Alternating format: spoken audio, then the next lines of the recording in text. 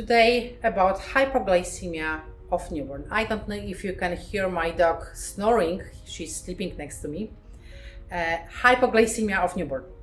This is probably one of the most common reasons for admission to neonatal ICU. As a parent, learning that your newborn may be dealing with hypoglycemia or low blood sugar can be concerning. Here are simple guides to understand what is it, why it happens, and how it's managed. What is neonatal hypoglycemia? Neonatal hypoglycemia is when the blood sugar level is lower than normal. Glucose is the main source of energy for the body and brain, so it's important to keep these levels stable. Why does it happen? Why hypoglycemia happens? Newborns can have low blood sugar for several reasons, and those include: number one, probably most common, when mother has diabetes either before pregnancy or she is newly diagnosed with that condition that it's called gestational diabetes. Why babies of diabetic moms have low blood sugar while her blood sugar, mom's blood sugar, is high? When mom's blood sugar is high, blood sugar crosses placenta to the baby's bloodstream, and the baby's pancreas produces his or her own insulin. So glucose from mom's bloodstream crosses placenta, but insulin does not. Now, after delivery, when we cut the cord, glucose does not cross placenta anymore, but baby's insulin levels stays elevated for some period of time and then gradually drops. That causes low blood sugar in a baby. When baby's insulin level drops, baby's glucose level normalizes. Other situation when baby's blood sugar is low, it's situation when baby is smaller for gestational age or baby is growth restricted. Those babies have decreased glycogen and fat stores, so it means that they do not have those stores, magazines to bring the blood sugar up. Third situation, premature babies, especially those with low birth weights. Preterm babies are also not able to generate new glucose using the glycogen and fat stores. They have higher metabolic demands due to relatively larger brain size.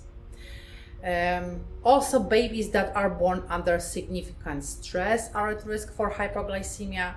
Babies with mothers treated with certain medications such as terbutaline, or babies who are large for their gestational age.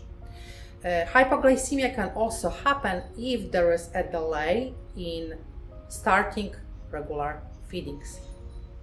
Boo-boo, stop. What are the symptoms of hypoglycemia in a newborn baby? Signs of low blood sugar may not be very obvious after baby is born, but if they do occur, the most common signs include shakiness and tremors, weak or high-pitched cry. Those babies may be sleepy or they may have difficulties waking up. They may feed poorly, they have poor sac. Those babies are very often also not interested in feeding. They may have blue tint to skin and lips, that it's called cyanosis. They may stop breathing, it's called apnea, or they may have difficulties breathing. They may have low body temperature, which is called hypothermia. They may be flappy, have poor muscle tone. They may be lethargic, so there is lack of movement and energy. And in very severe cases, for long-standing hypoglycemia, if it's not treated, those babies may have even seizures. Now, how hypoglycemia is diagnosed and then treated? When we suspect hypoglycemia, doctors will check baby's blood sugar with simple test of a heel prick. If the baby's blood sugar is low, the first step is usually to try feeding more frequently with either breast milk or formula. If that doesn't help, doctors may give glucose through gel that is wrapped inside baby's cheek. If this does not bring the blood sugar level to normal, desired level, the baby will need to be admitted to neonatal ICU and receive intravenous sugar that is called dextrose. Conventionally, usually we give the baby first intravenous bolus of 10% dextrose in a quick push that is then followed with continuous dextrose infusion. The goal is to quickly restore normal blood sugar levels to prevent any complications. Then, when baby's blood sugar normalizes, we slowly and gradually wean IV fluids rate, monitoring blood sugar every time when we go down on the IV infusion rate. What are possible complications of hypoglycemia in a newborn baby? Baby's brain needs glucose to function.